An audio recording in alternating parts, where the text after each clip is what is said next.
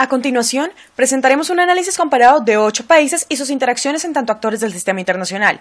Para ello, nuestro objeto de estudio serán los siguientes estados: Francia, Grecia, Guatemala, Ghana, Gabón, Georgia, Gambia y Granada. Los criterios que se tomarán en cuenta para la comparación serán los de geografía física, tiempo y clima, demografía, lenguas, religiones, desarrollo artístico y cultural, recursos y economía y, por último, sistemas institucionales y geografía política.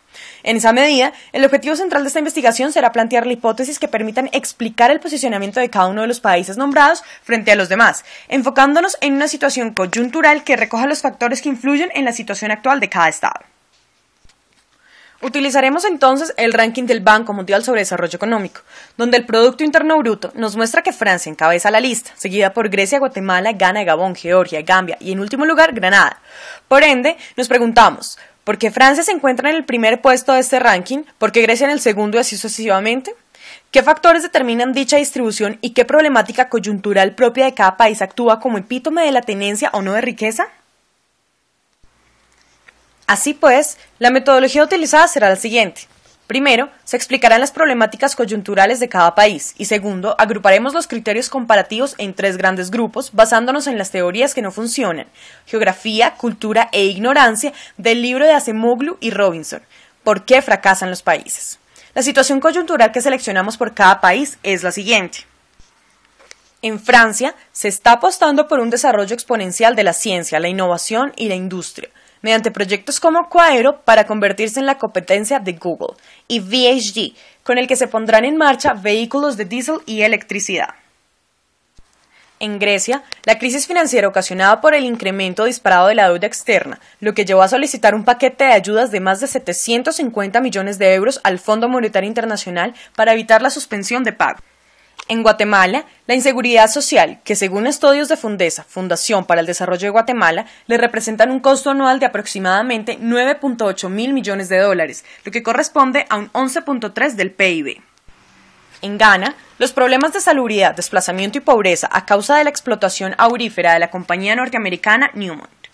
En Gabón, el tráfico ilegal, principalmente de marfil y cuernos de rinoceronte, que nutren las redes criminales organizadas, tráfico de armas, drogas y personas. En Georgia, la vulnerabilidad político-económica frente a la presión rusa y su imposibilidad de consolidar su total independencia y soberanía. En Gambia, el sistema político dictatorial que restringe la libertad social y oprime a las minorías, como la comunidad LGTBI, frente a la cual se pronunció el dictador Yahya Jammeh, diciendo: «Si tú eres un hombre y quieres casarte con otro hombre en Gambia, te cogeré y te cortaré el cuello».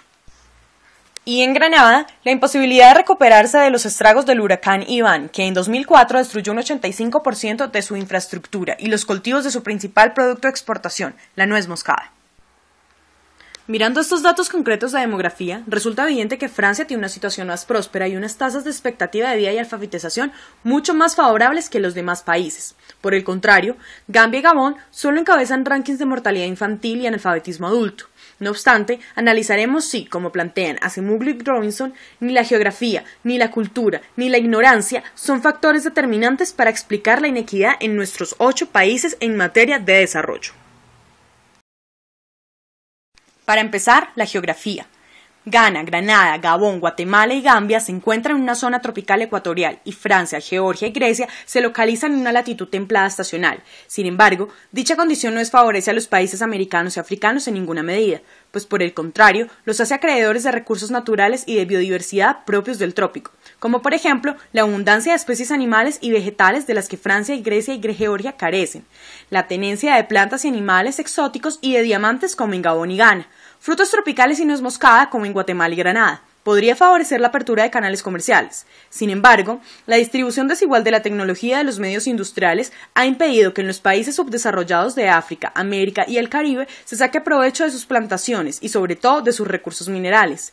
Por ejemplo, Ghana posee yacimiento de oro y materias primas. No obstante, el atraso industrial y su imposibilidad de aprovechamiento ha hecho que más bien sean los países industrializados los que lleguen a África subsahariana a sacar provecho de las riquezas que localmente no se pueden explotar, incluyendo a la compañía norteamericana Newmont, que no solo ha expropiado a Ghana de sus medios de producción, sino que ha causado el desplazamiento de centenares de familias por contaminación del agua y del suelo.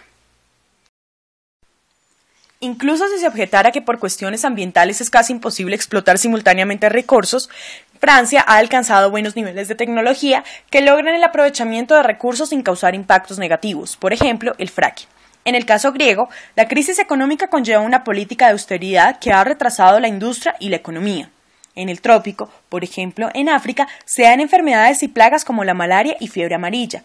Esto es a causa de su deficiente sistema sanitario. Esta es la consecuencia de que el continente sea pobre, porque sus gobernantes son deficientes. En segundo lugar, si se compara el legado cultural de Francia y Grecia con el de los demás, en términos de arte, la arquitectura y la literatura, esta resulta indudablemente superior. No obstante, es fundamental tener en cuenta que la cultura está directamente relacionada con la educación y la promoción del arte. Esto significa que, como dice Elliot Eisner, cuando se lucha por la supervivencia no hay tiempo para cosas decorativas. Así sucede en Ghana, Gambia, Gabón y Granada, donde el legado cultural es mucho menor. Por ejemplo, en el caso granadino, la dificultad de la recuperación del huracán Iván ha hecho que el país invierta muy poco en educación y cultura, pues debe atender las necesidades más inmediatas de su sociedad, poco preparada para asumir los estragos de un desastre natural. En materia lingüística, los 8 países son supremamente diversos y son hogar de pluralismo religioso, por lo cual no es posible afirmar que ésta sea causante de pobreza o riqueza. Hay que tener presente que ninguno de nuestros países son teocracias, por lo cual la religión no influye directamente en las decisiones de poder que provengan del Estado. Incluso, en el caso de Gambia, donde las minorías y los descendientes de la dictadura son fuertemente oprimidos, el choque más que cultural es producido por la intransigencia, el autoritarismo y negligencia política del líder Yahya Jammeh. Por último, se sabe que los países que adoptan las mejores políticas, tanto públicas como privadas, son los que tienden a prosperar. De lo contrario, se devalúan los estándares de vida de la población, como ha sucedido en el caso de Grecia, donde se ha disparado el desempleo precisamente porque el manejo político desde el 2010 ha llevado al país a la ruina. Por su parte, Georgia hasta ahora está consolidándose como Estado libre y soberano, pues sigue dependiendo de Rusia, en tanto solo logró su independencia en el siglo XX tras la desintegración del Imperio ruso. Ahora bien, en este punto sería interesante ver la ignorancia desde el punto de vista de la población civil como causante de la pobreza de un país, pues habría que hacer la salvedad de que la falta de educación generalizada es una consecuencia del fracaso y la pobreza, como sucede en Guatemala. La pobreza y la falta de educación han disparado los índices de inseguridad, desencadenando una gran problemática sociopolítica. Es posible entonces concluir que los planteamientos de Acemoglu y Robinson son verificables a la luz del análisis establecido. En efecto, las verdaderas raíces de la pobreza, la inequidad y el fracaso de un Estado dependen de la estructura institucional y la política. La primacía de los intereses particulares de los gobernantes por encima de los generales de la población o viceversa determinan su posición actual en el ranking de desarrollo económico expuesto.